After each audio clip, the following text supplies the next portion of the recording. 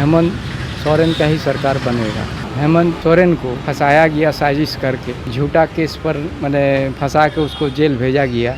हेमंत सोरेन जी अगर मुख्यमंत्री बनेंगे तो राज्य का बहुत सारा विकास होगा और मूलवासी और आदिवासी खुशहाल रहेगा।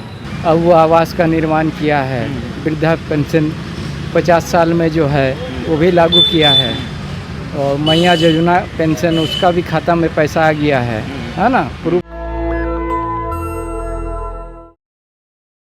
जोहार झारखंड। हम हैं अभी पोटका विधानसभा क्षेत्र में और अभी हम जहां मौजूद हैं इस जगह का नाम है हाता चौक है ये।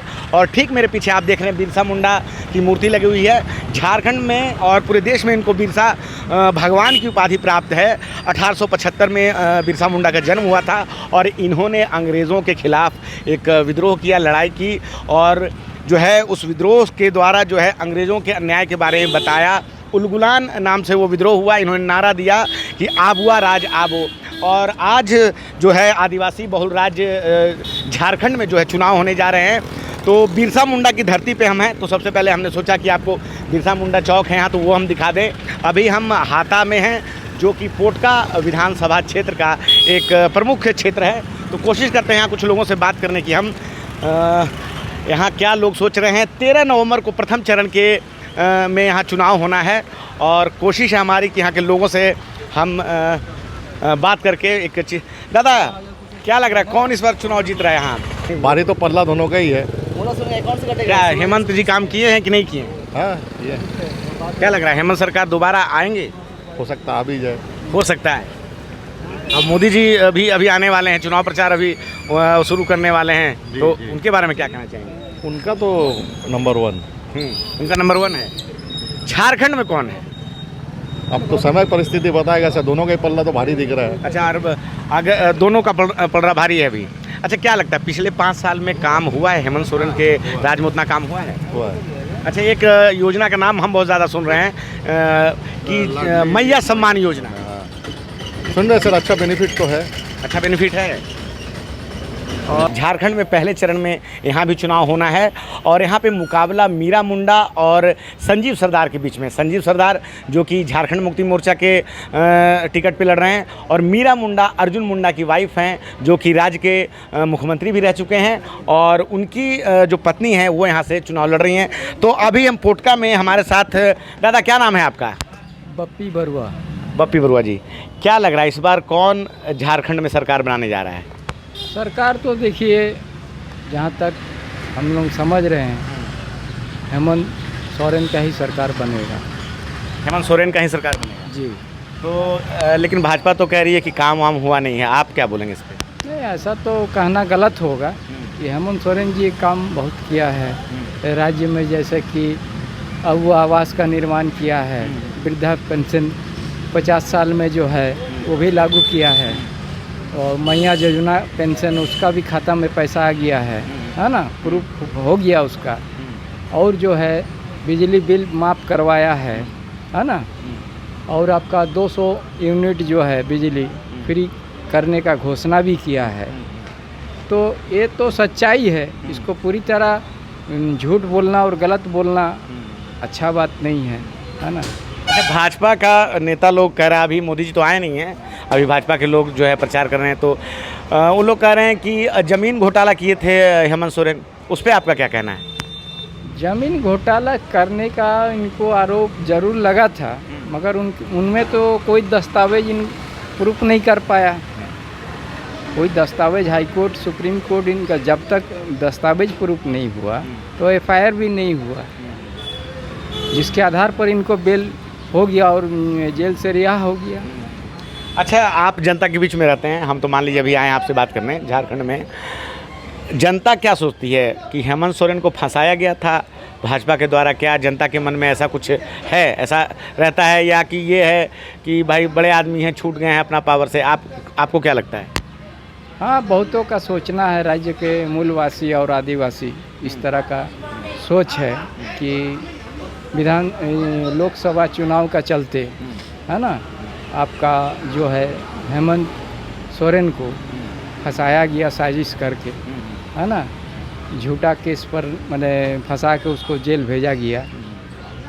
यही मैंने आदिवासी और मूलवासी का सोच था। अच्छा चलिए, ये तो आपने झारखंड का बताया, झारखंड सरकार काम कर रही है, हेमंत सोरेन काम किए हैं, मैया सम्मान योजना है, आबुआ आवास योजना का नाम बताए, 200 यूनिट बिजली बिल भी माफ़ किए हैं। पोटका में क्या माहौल है? पोटका में संजीव सरदार हैं झारखंड मुक्ति मोर्चा से, और अर्जुन मुंडा की वाइफ मीरा मुंडा जो कि पहले मुख्यमंत्री भी रहे हैं, तो मीरा मुंडा भी यहाँ से चुनाव लड़ रही है। क्या लग रहा है इन दोनों में मामला सबसे ज़्यादा पलड़ा किसका भारी है? देखिए, यहाँ जो विधायक अभी वर्तमान है संजीव सरदार, उसका तो जीत निश्चित है। इसलिए है कि मीरा मुंडा जो है वो बाहरी कैंडिडेट है। अच्छा, मीरा मुंडा बाहरी कैंडिडेट जी। यहाँ सरदार कैंडिडेट को भाजपा टिकट नहीं दिया पोटका विधानसभा क्षेत्र से। इनका सरदार था, उसमें और भी कैंडिडेट था, है ना, जैसा।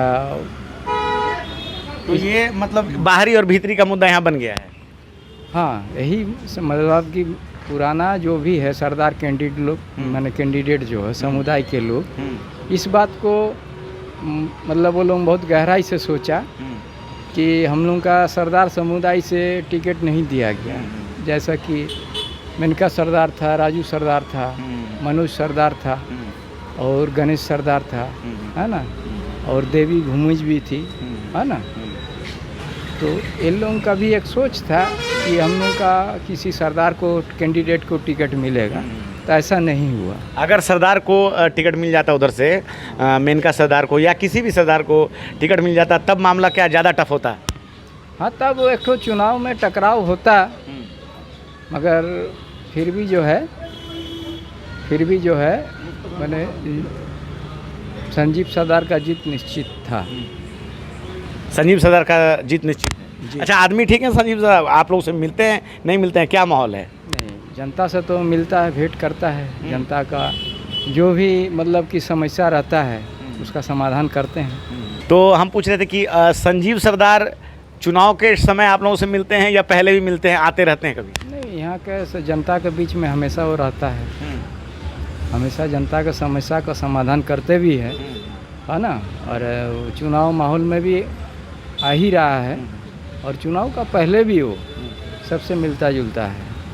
अच्छा, एक बात बताइए, क्या अभी भी चुनाव में यहाँ जो होता है, कहा जाता है कि पैसे बढ़ जाते हैं, क्या ऐसा कुछ है कि चुनाव के पहले गांव में पैसा बंटना, ऐसा कुछ होता है? ऐसा कोई जानकारी आपके नॉलेज में आता है?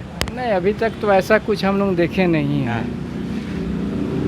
किसी को पैसा बांटते हुए नहीं देखे हैं, तो कैसे हम लोग बोले कि पैसा तो कोई कैंडिडेट दिया ही नहीं अभी तक, है ना, अब बांटा भी नहीं। अच्छा, मोदी जी भी अभी आएंगे, और मोदी जी का अपना ऑरा है, सबका साथ सबका विकास, देश के प्रधानमंत्री हैं, तीसरी बार प्रधानमंत्री बने हैं। हालांकि झारखंड में भाजपा का कौन मुख्यमंत्री बनेगा अगर चुनाव जीता, ऐसा कुछ तय नहीं है। तो मोदी जी को लेके यहाँ या भाजपा को लेके यहाँ कैसा माहौल है, कुछ है कि नहीं, क्या है?